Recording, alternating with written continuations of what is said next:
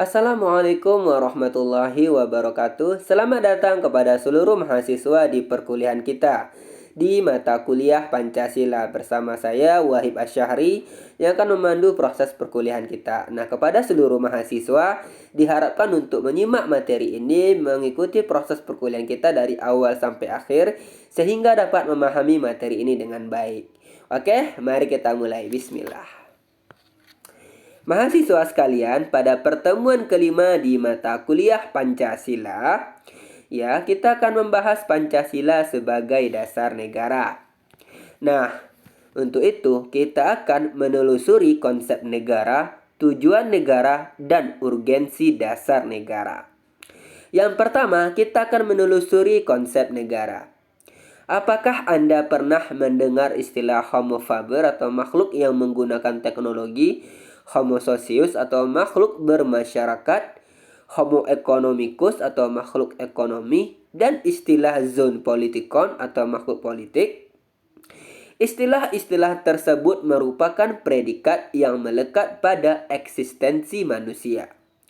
Selain itu, predikat-predikat tersebut mengisyaratkan bahwa interaksi antar manusia dapat dimotivasi oleh sudut pandang, kebutuhan, atau kepentingan interes masing-masing. Akibatnya, pergaulan manusia dapat bersamaan sejalan, berbeda, atau bertentangan satu sama lain. Bahkan meminjam istilah Thomas Hobbes, yaitu manusia yang satu dapat menjadi serigala bagi yang lain atau homo homini lupus. Oleh karena itu, agar tercipta kondisi yang harmonis dan tertib dalam memenuhi kebutuhannya, dalam memperjuangkan kesejahteraannya, manusia membutuhkan negara. Apakah negara itu? Nah, menurut Diponolo, negara adalah suatu organisasi kekuasaan yang berdaulat yang dengan tata pemerintahan melaksanakan tata tertib atas suatu umat di suatu daerah tertentu. Lebih lanjut lagi, Diponolo mengemukakan beberapa divisi negara yang dalam hal ini penulis paparkan secara skematis sebagaimana tergambar dalam gambar 3.1 yang akan berada pada slide ketiga nanti. Sejalan dengan pengertian negara tersebut, Diponolo menyimpulkan 3 unsur yang menjadi syarat mutlak bagi adanya negara, yaitu yang pertama, unsur tempat atau daerah, wilayah atau teritori.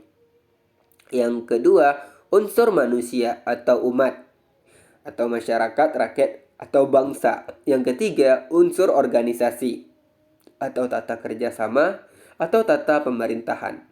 Ketiga unsur tersebut lazim dinyatakan sebagai unsur konstitutif. Selain unsur konstitutif, ada juga unsur lain, yaitu unsur deklaratif. Dalam hal ini, pengakuan dari negara lain. Berbicara tentang negara dari perspektif tata negara, paling tidak dapat dilihat dari 2 pendekatan, yaitu yang pertama, negara dalam keadaan diam, yang fokus pengkajiannya terutama kepada bentuk dan struktur organisasi negara. Yang kedua, negara dalam keadaan bergerak, yang fokus pengkajiannya terutama kepada mekanisme penyelenggaraan lembaga-lembaga negara, baik di pusat maupun di daerah. Pendekatan ini juga meliputi bentuk pemerintahan seperti apa yang dianggap paling tepat untuk sebuah negara. Nah, ini dia definisi negara ya, pada gambar 3.1. Definisi negara oleh para ahli. Kalau menurut Aristoteles, negara atau polis ialah persekutuan daripada keluarga dan desa guna memperoleh hidup yang sebaik-baiknya. Terus yang kedua, Jean Bodin, negara itu adalah suatu persekutuan daripada keluarga-keluarga dengan segala kepentingannya yang dipimpin oleh akal dari suatu kuasa yang berdaulat. Lanjut menurut Hugo de Groot negara merupakan suatu persekutuan yang sempurna daripada orang-orang yang merdeka untuk memperoleh perlindungan hukum. Selanjutnya menurut Blanchard mengartikan negara sebagai diri rakyat yang disusun dalam suatu organisasi politik di suatu daerah tertentu. Selanjutnya Hansen Carlsen, Negara adalah suatu susunan pergaulan hidup bersama dengan tata paksa. Harold Lasky mengartikan negara sebagai suatu organisasi paksaan atau coercive instrument. Dan terakhir, menurut Woodrow Wilson, negara merupakan rakyat yang terorganisasi untuk hukum dalam wilayah tertentu. Nah, itu dia. A people organized for law within a definite territory. Itu dia definisi negara menurut para ahli. Bentuk negara, sistem pemerintahan, dan tujuan negara seperti apa yang ingin diwujudkan, serta bagaimana jalan atau cara mewujudkan tujuan negara tersebut akan ditentukan oleh dasar negara yang dianut oleh negara yang bersangkutan. Dengan kata lain, dasar negara akan menentukan bentuk negara, bentuk dan sistem pemerintahan, dan tujuan negara yang ingin dicapai, serta jalan apa yang ditempuh untuk mewujudkan tujuan suatu negara. Agar pemahaman Anda lebih komprehensif, ya, di bawah ini dikemukakan contoh pengaruh dasar negara terhadap bentuk negara. Konsekuensi Pancasila sebagai dasar negara bagi negara Republik Indonesia antara lain, negara Indonesia merupakan negara kesatuan yang berbentuk republik, ya, pasal 1 Undang-Undang Dasar Negara Republik Indonesia 1945. Pasal tersebut menjelaskan hubungan Pancasila, tepatnya sila ketiga, dengan bentuk negara yang dianut oleh Indonesia, yaitu sebagai negara kesatuan, bukan sebagai negara serikat. Lebih lanjut, pasal tersebut menegaskan bahwa Indonesia menganut bentuk negara republik, bukan despot atau tuan rumah atau absolutisme atau pemerintahan yang sewenang-wenang. Konsep negara republik sejalan dengan sila kedua dan keempat Pancasila, yaitu negara hukum yang demokratis. Demikian pula dalam pasal 1 ayat 2 Undang-Undang Dasar Negara Republik Indonesia 1945. Kedaulatan berada di tangan rakyat dan dilaksanakan menurut Undang-Undang Dasar. Hal tersebut menegaskan bahwa negara Republik Indonesia menganut demokrasi konstitusional, bukan demokrasi rakyat seperti yang terdapat pada konsep negara-negara komunis. Di sisi lain, pada pasal 1 ayat 3 Undang-Undang Dasar Negara Republik Indonesia 1945 ditegaskan bahwa negara Indonesia adalah negara hukum. Prinsip tersebut mencerminkan bahwa negara Indonesia sejalan dengan sila kedua Pancasila. Hal tersebut ditegaskan oleh Atmorjo, ya, tahun 2009 halaman 25, bahwa konsep negara hukum Indonesia merupakan perpaduan tiga unsur, yaitu Pancasila, hukum nasional, dan tujuan negara. Apabila dipelajari secara seksama uraian tersebut, maka dapat ditarik kesimpulan bahwa terdapat satu prinsip penting yang dianut, yaitu Indonesia mengadopsi konsep negara modern yang ideal sebagaimana dikemukakan oleh Carl Schmitt, yaitu Demokratischen Rechtsstaat. Kita masuk pada materi yang kedua, yaitu menelusuri konsep tujuan negara. Para ahli berpendapat bahwa amuba atau binatang bersel satu pun hidupnya memiliki tujuan. Apalagi manusia pasti memiliki tujuan hidup. Demikian pula, suatu bangsa mendirikan negara, pasti ada tujuan untuk apa negara itu didirikan. Secara teoretik, ada beberapa tujuan negara. Di antaranya dapat digambarkan secara skematik sebagai berikut. Ya, tujuan negara seperti ini, seperti yang terlihat pada gambar 3.2, intisari 5 teori tujuan negara. Yang paling atas yaitu kekuatan, kekuasaan, dan kebesaran atau keagungan sebagai tujuan negara. Selanjutnya, kepastian hidup, keamanan, dan ketertiban sebagai tujuan negara. Selanjutnya, keadilan sebagai tujuan negara. Kemudian, kesejahteraan dan kebahagiaan hidup sebagai tujuan negara. Dan yang terakhir, kemerdekaan sebagai tujuan negara. Nah, ini dia intisari 5 teori tujuan negara. Nah, kita akan lihat pada tabel ya. Tabel 3.1 yaitu teori kekuatan dan kekuasaan sebagai tujuan negara. Jadi ada 3 ahli seperti yang kita lihat. Pertama, kita lihat dari ahli Sun Yang atau pujangga filsuf Cina. 4 sampai 3 tahun sebelum Masehi. Pandangannya ialah satu-satunya tujuan bagi raja ialah membuat negara kuat dan berkuasa. Hal ini hanya mungkin dicapai dengan memiliki tentara yang besar dan kuat. Selanjutnya, yang kedua, Niccolo Machiavelli tahun 1469 sampai 1527. Pandangannya, raja harus tahu bahwa ia senantiasa dikelilingi oleh orang-orang yang selalu mengintai kelemahan dan menunggu kesempatan menerkam atau merebut kedudukannya. Maka raja haruslah menyusun dan menambah kekuatan terus-menerus. Dan yang ketiga, menurut Friedrich Nietzsche, ya, tahun 1844 sampai tahun 1900, tujuan hidup umat manusia ialah penjelmaan tokoh pilihan dari mereka yang paling sempurna atau maha manusia. Hidup itu adalah serba perkembangan serta memenangkan dan menaklukkan serba meningkat terus ke atas. Nah, itu tadi teori kekuatan dan kekuasaan sebagai tujuan negara. Oke, kita lanjut. Pada tabel 3.2, kita akan melihat tentang teori kepastian hidup, keamanan, dan ketertiban sebagai tujuan negara. Ya, ada 3 ahlinya. Yang pertama, Dante Alighieri, filsuf Italia abad ke-13 sampai 14 Masehi. Pandangannya, manusia hanya dapat menjalankan kewajiban dengan baik serta mencapai tujuan yang tinggi di dalam keadaan damai. Oleh karena itu, perdamaian menjadi kepentingan setiap orang. Raja haruslah seseorang yang paling baik kemauannya dan paling besar kemampuannya, karena ia harus dapat mewujudkan keadilan di antara umat manusia. Selanjutnya, Thomas Hobbes ya, tahun 1588 sampai 1679, pandangannya, perdamaian adalah unsur yang menjadi hakikat tujuan negara. Demi keamanan dan ketertiban, maka manusia melepaskan dan melebur kemerdekaannya ke dalam kemerdekaan umum, yaitu negara. Dan yang ketiga ada Theodore Roosevelt, Presiden Amerika Serikat. Apabila saya harus memilih antara ketertiban dan keadilan, maka saya akan memilih ketertiban. Nah, itu pandangan 3 tokoh.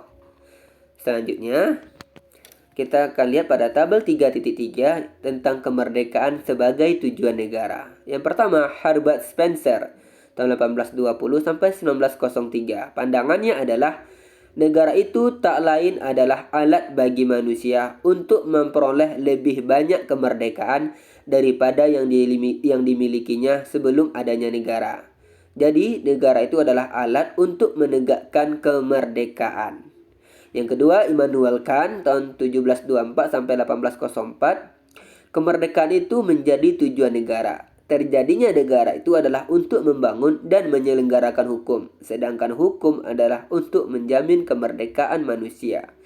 Hukum dan kemerdekaan tidak dapat dipisahkan. Dan yang ketiga ada Hegel ya. Pandangannya, negara adalah suatu kenyataan yang sempurna, yang merupakan keutuhan daripada perwujudan kemerdekaan manusia. Hanya dengan negara dan dalam negara, manusia dapat benar-benar memperoleh kepribadian dan kemerdekaannya. Nah, kita masuk kepada tabel 3.4, yaitu tentang teori keadilan sebagai tujuan negara. Yang pertama, menurut Aristoteles, ya, pandangannya, negara seharusnya menjamin kebaikan hidup para warga negaranya. Kebaikan hidup inilah tujuan luhur negara. Hal ini hanya dapat dicapai dengan keadilan yang harus menjadi dasarnya setiap pemerintahan. Keadilan ini harus dinyatakan dengan undang-undang. Selanjutnya menurut Thomas ya, kekuasaan dan hukum negara itu hanya berlaku selama ia mewujudkan keadilan untuk kebaikan bersama umat manusia seperti yang dikehendaki Tuhan. Dan yang ketiga, Immanuel Kant, terjadinya negara itu dan kenyataan bahwa manusia demi kepentingan sendiri telah membatasi dirinya dalam suatu kontrak sosial yang menumbuhkan hukum. Hukum adalah hasil daripada akal manusia untuk mempertemukan dan menyelenggarakan kepentingan bersama. Hukum keadilan semesta alam menghendaki agar manusia berbuat terhadap orang lain seperti yang ia harap orang lain berbuat terhadap dirinya. Nah, itu tadi tentang teori keadilan sebagai tujuan negara. Kita lanjut pada tabel 3.5 tentang teori kesejahteraan dan kebahagiaan sebagai tujuan negara. Yang pertama adalah Muhammad Hatta. Bohonglah segala politik jika tidak menuju kepada kemakmuran rakyat. Ya, yang selanjutnya, menurut Immanuel Kant, tujuan politik ialah mengatur agar setiap orang dapat puas dengan keadaannya.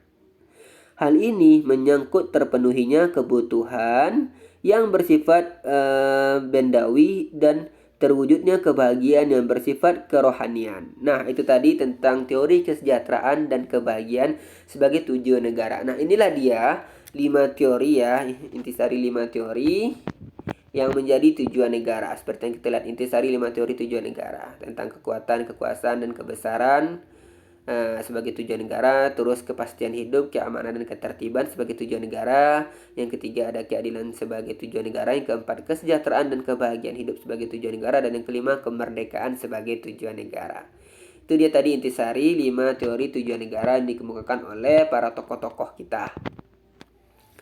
Tujuan yang ingin dicapai oleh setiap orang mungkin sama, yaitu kesejahteraan dan kebahagiaan. Tetapi cara yang ditempuh untuk mencapai tujuan tersebut berbeda-beda, bahkan terkadang saling bertentangan.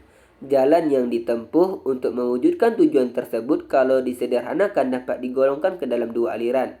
Yang pertama, aliran liberal individualis.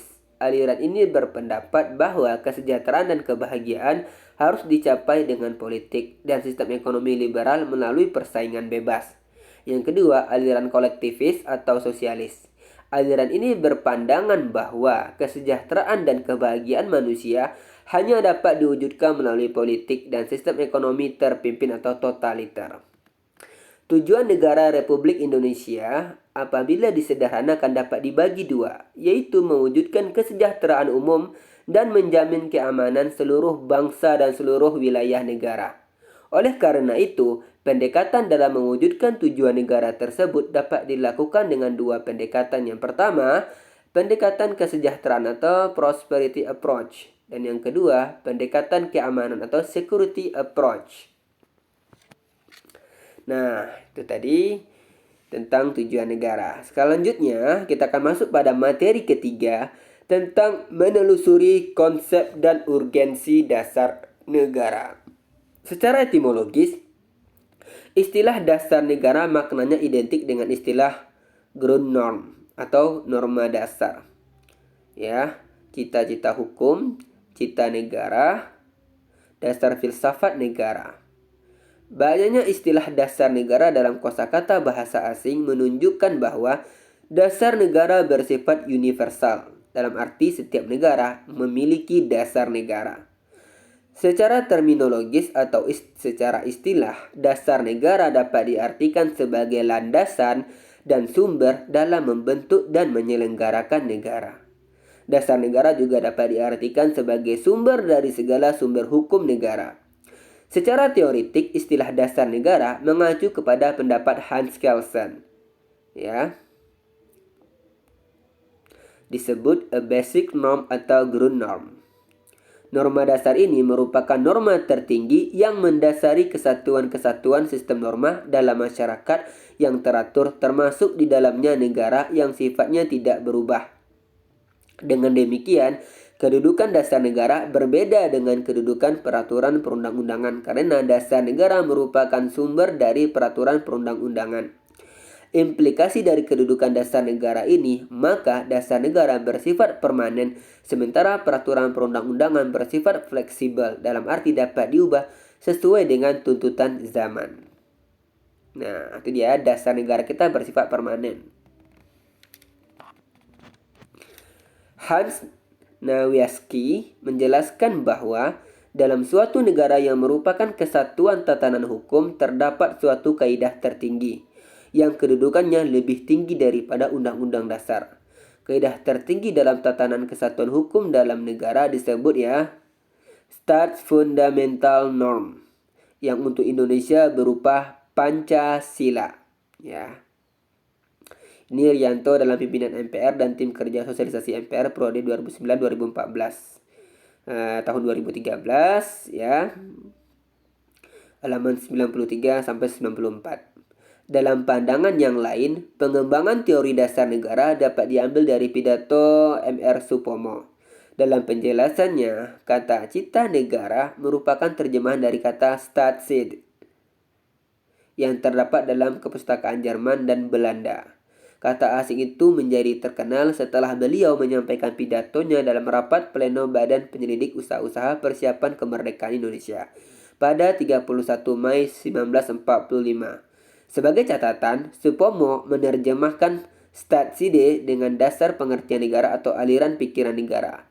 Memang dalam bahasa asing sendiri, kata itu tidak mudah memperoleh uraian pengertiannya. J. Oppenheim, ahli hukum tata negara dan hukum administrasi negara di Groningen, Belanda, mengemukakan dalam pidato pengukuhannya yang kedua tahun 1893 sebagai guru besar mengemukakan bahwa Staatside dapat dilukiskan sebagai hakikat yang paling dalam dari negara. Der Staatswesen sebagai kekuatan yang membentuk negara-negara. Ya. De Staten Vermonde Krach. Nah, itu dalam rujukan At-Tamimi dalam Suprapto, Bahar dan Arianto tahun 95 di halaman 121. Dalam karyanya yang berjudul Nomoi atau The Law, Plato Yusuf di tahun 2009 ya bukunya berpendapat bahwa suatu negara sebaiknya berdasarkan atas hukum dalam segala hal. Senada dengan Plato, Aristoteles memberikan pandangan bahwa suatu negara yang baik adalah negara yang diperintahkan oleh konstitusi dan kedaulatan hukum. Sebagai suatu ketentuan peraturan yang mengikat, norma hukum memiliki sifat yang berjenjang atau bertingkat. Artinya, norma hukum akan berdasarkan pada norma hukum yang lebih tinggi dan bersumber lagi pada norma hukum yang lebih tinggi lagi. Demikian seterusnya sampai pada norma dasar atau norma yang tertinggi dalam suatu negara yang disebut dengan Grundnorm. Dengan demikian, dasar negara merupakan suatu norma dasar dalam penyelenggaraan bernegara yang menjadi sumber dari segala sumber hukum sekaligus sebagai cita hukum, baik tertulis maupun tidak tertulis dalam suatu negara. Cita hukum ini akan mengarahkan hukum pada cita-cita bersama dari masyarakatnya. Cita-cita ini mencerminkan kesamaan-kesamaan kepentingan di antara sesama warga masyarakat. Terdapat ilustrasi yang dapat mendeskripsikan tata urutan peraturan perundang-undangan di Indonesia. Nah, sebagaimana tergambar pada gambar 3.3 ini ya. Prinsip bahwa norma hukum itu bertingkat dan berjenjang termanifestasikan dalam Undang-Undang Nomor 12 Tahun 2011 tentang pembentukan peraturan perundang-undangan yang tercermin pada pasal 7 yang menyebutkan jenis dan hierarki peraturan perundang-undangan, yaitu yang pertama ya, ada Undang-Undang Dasar Negara Republik Indonesia tahun 1945. Yang kedua, ketetapan Majelis Permusyawaratan Rakyat. Yang ketiga, undang-undang atau peraturan pemerintah pengganti undang-undang. Yang keempat, peraturan pemerintah. Yang kelima, peraturan presiden. Yang keenam, peraturan daerah provinsi. Dan yang terakhir, peraturan daerah kabupaten kota. Nah, ini dia tentang tata peraturan ya, tentang tata hukum. Tata urutan perundangan-undangan di Indonesia. Ya. Pancasila itu paling atas karena dia sebagai dasar negara. Di mana Pancasila memiliki posisi yang tertinggi ya karena dia merupakan dasar negara. Terus ya dalam peraturan perundang-undangan ada pembukaan Undang-Undang Dasar 1945, terus batang tubuh Undang-Undang Dasar 1945. Yang ketiga ada Tap MPR Hukum Dasar tidak tertulis. Tap MPR Hukum Dasar ya, dan tidak tertulis, terus undang-undang dan peraturan pelaksanaan dan peraturan otonomi dan lain-lain. Inilah teori tata urutan perundangan. Sistem hukum Indonesia, di mana cita hukum kita dimulai dari Pancasila. Terus sistem norma hukum kita dimulai dari pembukaan Undang-Undang Dasar 1945 sampai dengan peraturan pelaksanaan dan peraturan otonomi dan lain-lain. Menanya alasan diperlukannya kajian Pancasila sebagai dasar negara. Setiap orang pasti bertanya-tanya, termasuk Anda, benarkah Pancasila ini diperlukan sebagai dasar negara? Apa buktinya jika Pancasila itu perlu dijadikan dasar negara Indonesia? Untuk menjawab pertanyaan tersebut, kita akan mulai dari analogi terlebih dahulu. Apakah Anda mempunyai kendaraan? Apa yang harus Anda lakukan jika kita ada jalan yang dapat dilalui? Apa yang harus Anda lakukan jika tidak ada jalan yang dapat dilalui ya?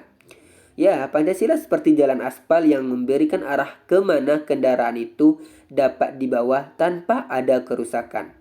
Berbeda dengan jalan yang tidak diaspal. Meskipun kendaraan dapat berjalan, tetapi dalam waktu yang singkat kendaraan Anda akan cepat rusak.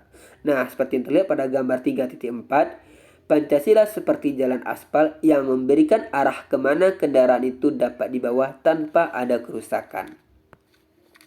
Oleh karena itu, Pancasila merupakan pandangan hidup dan kepribadian bangsa yang nilai-nilainya bersifat nasional yang mendasari kebudayaan bangsa. Maka nilai-nilai tersebut merupakan perwujudan dari aspirasi atau cita-cita hidup bangsa. Dengan Pancasila, perpecahan bangsa Indonesia akan mudah dihindari karena pandangan Pancasila bertumpu pada pola hidup yang berdasarkan keseimbangan, keselarasan, dan keserasian sehingga perbedaan apapun yang ada dapat dibina menjadi suatu pola kehidupan yang dinamis, penuh dengan keanekaragaman yang berada dalam satu keseragaman yang kokoh. Dengan peraturan yang berlandaskan nilai-nilai Pancasila, maka perasaan adil dan tidak adil dapat diminimalkan. Hal tersebut dikarenakan Pancasila sebagai dasar negara menaungi dan memberikan gambaran yang jelas tentang peraturan tersebut berlaku untuk semua tanpa ada perlakuan diskriminatif bagi siapapun. Oleh karena itulah, Pancasila memberikan arah tentang hukum harus menciptakan keadaan negara yang lebih baik dengan berlandaskan pada nilai-nilai ketuhanan, kemanusiaan, persatuan, kerakyatan, dan keadilan. Dengan demikian diharapkan warga negara dapat memahami dan melaksanakan Pancasila dalam kehidupan sehari-hari, dimulai dari kegiatan-kegiatan sederhana yang menggambarkan hadirnya nilai-nilai Pancasila tersebut dalam masyarakat. Misalnya saja, masyarakat selalu bahu-membahu dalam ikut berpartisipasi membersihkan lingkungan, saling menolong dan menjaga satu sama lain. Hal tersebut mengindikasikan bahwa nilai-nilai Pancasila telah terinternalisasi dalam kehidupan bermasyarakat. Lalu bagaimana dengan pemerintah? Sebagai penyelenggara negara, mereka seharusnya lebih mengerti dan memahami dalam pengaktualisasian nilai-nilai Pancasila dalam kehidupan kenegaraan. Mereka harus menjadi panutan bagi warga negara yang lain agar masyarakat luas meyakini bahwa Pancasila itu hadir dalam setiap hembusan nafas bangsa ini. Demikian pula halnya dengan petugas pajak yang bertanggung jawab mengemban amanat untuk menghimpun dana bagi keberlangsungan pembangunan. Mereka harus mampu menjadi panutan bagi warga negara lain, terutama dalam hal kejujuran sebagai pengejawantahan nilai-nilai Pancasila dari nilai ketuhanan, kemanusiaan, persatuan, musyawarah, dan keadilan. Nilai-nilainya hadir bukan hanya bagi mereka yang ada di pedesaan dengan keterbatasannya, melainkan juga orang-orang yang ada dalam pemerintahan yang notabene sebagai pemangku jabatan yang berwenang merumuskan kebijakan atas nama bersama.